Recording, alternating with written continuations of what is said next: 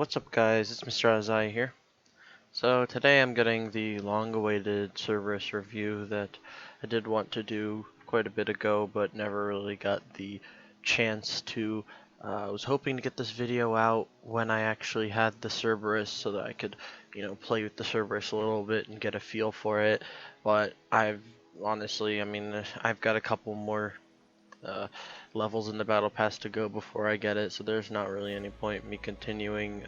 I will get it eventually, but I do think I have enough knowledge to review the Cerberus because I've actually played this on the test server, so back when it was first new, and on the skirmishes, and I've also seen all the gameplays there are to see of it before it was even in the shop. I was watching gameplays of it because I really think this is an interesting bot.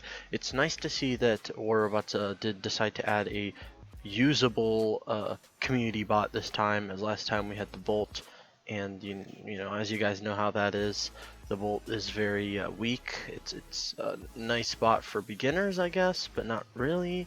It's just outclassed by many things. It's kind of expensive for what it gives you, but I mean I had bought it anyway because I liked it.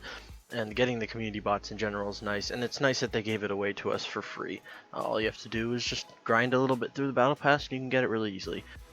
Anyway, so yes, the Cerberus is available in the Operation Pass Tier 60 of the 4th operation, so whenever you're watching this video, it might be earlier or later, you might still be able to get it, or maybe not, but it has an ability called Blackout, which will shoot these little three burst of effects, which it's kind of like a little shotgun shot, and it shoots a lockdown effect, a corrosion effect, and suppression effect. Now, I really think that Pixonic kind of cheaped out on us here. They didn't want to make the robot too powerful because, again, it's free for anyone who is willing to grind for it, so it can't be that great. As it is, the effect is kind of odd. You see, the corrosion effect really is not all that. I mean, it's nice. People would think that, oh, corrosion, you can go through that. Darn leeches, killed leeches. It's not really going to do that. The corrosion is relatively weak, as what I've seen, and the lockdown is okay, just as lockdown is, but the suppression is really the part that gets me. You see, they decided that unlike all the other suppressions where in the game, so it's the Nightingale, the Ravana, the Blitz, or not the Ravana, the Nightingale, the Blitz, the Raker, and the Invader all have the same suppression effect, and you'd expect everybody to have the same 75% suppression effect, but with the Cerberus it is only 50%, and that is really saddening. And it seems that they are grouping this in like the tier 3 bots, the one, so you have the tier 1 bots, which are silver bots, tier 2 bots, which are gold bots, tier 3, which are gold components, which means like they're the cheap components that you can buy with gold, and then tier 4, which is like the meta bots, kinda usually, that can only be obtained through components. And this one is in that tier 3 where it's basically on par with something like an Inquisitor, an Alguang, a Strider, things like that, but better than something like an Aukin or a Bolt or whatever, and worse than something like an Aojun or an Ares or a Leech. So, this has its place, but it's not like a top tier metabot thing, and I really don't think that, at least for a little while, any of the community bots will end up being top tier metabots, because in general it seems that Pixonic wants to make any community things they add are generally easy to obtain or free. So for example, all the community skins have been available through the battle pass.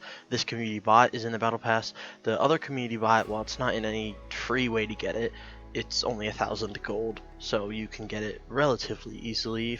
1,000 gold isn't that much to grind out, and if you're someone who doesn't pay too much, you can get one of those like 600 gold offers with the 500 make any purchase offers, and bam, you get it for $1 if you really want it. But it seems that in general most of these community things that they've been adding are easy to get for the public, and if they were to add a meta bot, they wouldn't really want to make a meta bot easy for the public to get.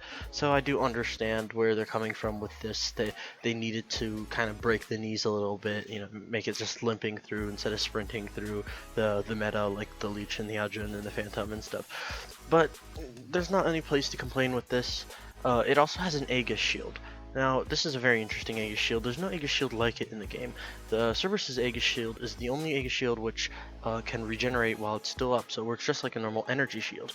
But, you know, it's an Aegis shield, so it will block, you know, it's not worthless. It'll block plasma and stuff. And of course, because you already have an Aegis shield, you can't put an Ansel on the heavy slot. And I'm not sure if you can put an Iku on the side slots. I really doubt it, though. I do not think that you can put an Iku on it.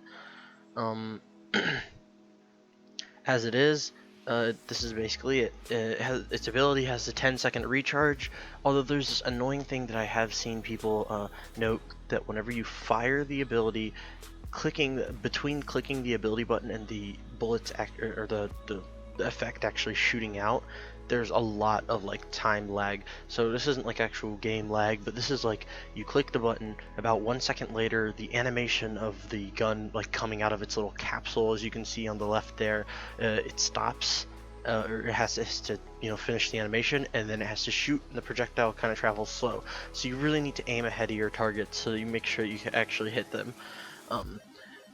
And then even with this, you have this ability on a 10-second timer, and you hit somebody, and if you're on Champions League 9 times out of 10, it just procs their anti-control. So, for that reasoning, I 100% recommend that you run the Corona or Glory weapons on this robot. I mean, I think that is really the best option. I think that cryos are okay. They can really make it, because you could do like a lot of damage. You could basically make one enemy 100% kill if you cryo them and then use the ability on them and use a death mark on them. You can really go overkill, make it so that they just die so quickly. But, you know, in general, I find that so that you could actually get rid of the enemy's anti-control, you do at least want to have like some amount of these lockdown shotguns on it. So if you want to run cryos, you can, but I still recommend that like maybe you could try Cryo Glory or something. Again, flamethrowers are also a really cool build. I do think that is usable, but it does give you like that little reach out and touch range, and also since shotguns are getting nerfed, you know, with the shotgun nerf, it's a rough choice. We're gonna have to see until the shotgun nerfs to see if these Corona Glories are gonna still be a good setup. But I think in general, just considering the tactics of the play with this robot, it's going to be very, very useful for you to actually use these lockdown weapons so that you could actually proc all the leeches and the Algins anti-controls, and then you get like 5 seconds buffer time after. You could like maybe proc it around the wall, just side corner shoot with those weapons. I think that's actually a really good strategy. You could make it so that like your top weapon's actually an Ember, and then run either 2 Pulsars or 2 Coronas. I'd say Coronas probably, and you could peek them out of a wall very easily and just spam them at an enemy. And from there, if you could proc their anti-control, and then their anti-control goes on like a 30-second cooldown, and after that you can actually chase after them with your ability, and you have a very powerful ability. It's just the thing about that with this bot is like you have to go through all of this so that you could get this like invincibility from the enemies, because they're suppressed and locked down and taking damage from corrosion. Whereas when you're using something like a Leech or an Algin, you just click the ability and bam, you're invincible. So it has a much bigger skill gap to it than a lot of other robots. I think that it's good. I think that it's fun. I think that it's a nice thing that Pixonic has allowed us to do, you know, adding together, making this community bot together, voting on all the stuff. But, you know, it does need to be accepted that in Champion League play, this is not the best option. It's a reasonable option. It's an okay robot, but I think that this thing is going to basically be somewhere around like expert masters. You could really probably do pretty good with them there, but when you get to Champions League, it's going to be a lot harder for you to do much.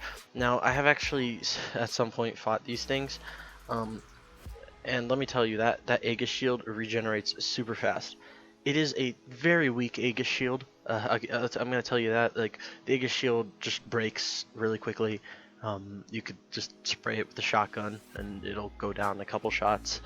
It's really, it has low health. It has extremely low health. You could run fortifiers on this thing, but it's still gonna have pretty low health. You're gonna need a lot of fortifiers and pilot skills, which I do recommend with this. I think that the modules you should be using are definitely fortifiers. Even over like anti-control, last stand, all that stuff, you want to be running fortifiers so that you can maximize that shield, and you also want to run like a pilot with the energy shield, expert, crazy electrician. But other than that, you've got all that stuff you could run on it, and it will make it way more powerful when using this energy shield. But still, like, you're gonna be pretty vulnerable to shotguns. I feel like after the shotgun nerf, maybe you'll be a little less vulnerable. Um, but the shotgun nerf really won't change the fact that they have massive spread and will do all their max damage from really far away. I just think people are going to be shooting their shotgun shots like a lot when they get a lot closer, or just not using shotguns at all. But anyway,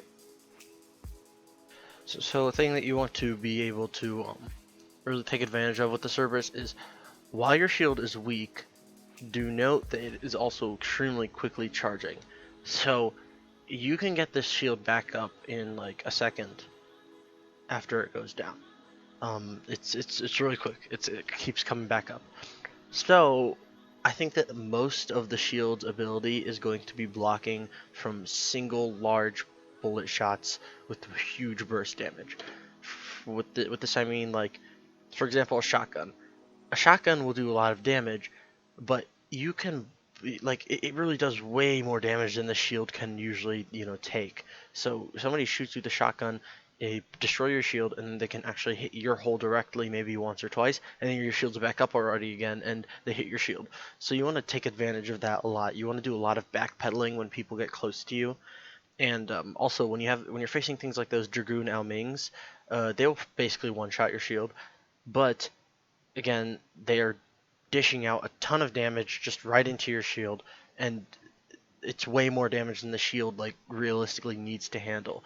This is basically just like a, you could think of it as something like a Nemesis shield, but it only blocks one shot. So when you're like crossing, let's say you're crossing an area and it's guarded by a sniper somewhere, you really don't need to be as scared, because the sniper is going to waste all of his shot. It's going to go through your shield, and then your shield's just going to come back up before it can shoot you again. So that is one nice advantage that this thing has. In general, if I had to rank this thing like next to other bots in its tier, I think it's definitely a top contender. Like, if you were in a game where you were fighting all Alguangs and Striders, I think the Striders would definitely come out on top. But against things like Alguang, it does fare pretty well. It has a really good firepower. It has pretty decent mobility and health. Again, it's just an all-around good bot. But it could be better, and I don't see, again, I don't really see any reason that Pixonic, well, I do see the reason, but I don't like the reason that Pixonic decided to nerf down the suppression to 50% instead of 75 like the others. If it has a suppressor skill available on it, at least that could be of help with pilots. But other than that, that's really all there is to say about this Cerberus. If you guys get any gameplay of it, you have any tactics, please do share them in the comments. I'd like to talk to you guys about this. I do think,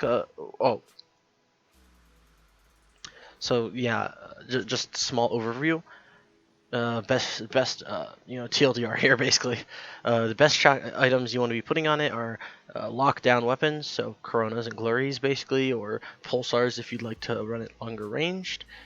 And you want to be playing backpedaling. You want to be very careful around people. You want to be able to take those one big shots, but then regenerate your shield. You would definitely want to run fortifiers over anything else as your modules, and you want to make sure your pilots have those energy shield things. And if suppressor is available, you definitely want suppressor.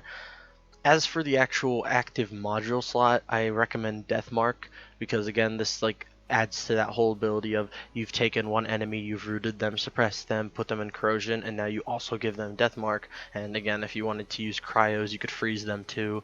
Although again, for the whole reasons that I was talking about, I think the energy shotguns would be a little bit better than cryos, but still, you could basically take one enemy and essentially make them useless. It's just, remember, as a Cerberus, your biggest threat on the battlefield is going to be anti-control. So you need to really be trying to play around that, because if you use your ability and it just gets sucked up by an anti-control, you've basically wasted it, and you need to make sure you can get back to cover within 10 seconds. So don't make any like daring rushes. And remember, this thing's like mostly 1v1ing bot, because your ability doesn't affect anybody. It only affects you, or it doesn't affect like you. So like with a leech, you could attack a group of 2 people, and usually probably beat them depending on what they're running, because you will be taking 90% less damage from both of them. Same thing with an Aljun, you'll be stealth to both of them. But with this one, you could have to choose between them and shoot only one of them. But then the other one can still damage you, they won't be suppressed, they won't be locked. So you need to be trying to 1v1, pick your fights, have teammates with you, etc. With that being said, I believe that's about everything that we have to do. I'm going to wrap up this review. I hope you guys have enjoyed this review. Again, as I basically already did my outro like a minute ago, but then rambled again. Whatever. My name is Mr. Adazahi. I'm a stupid looking octopus, and whatever. Catch you on the flip side.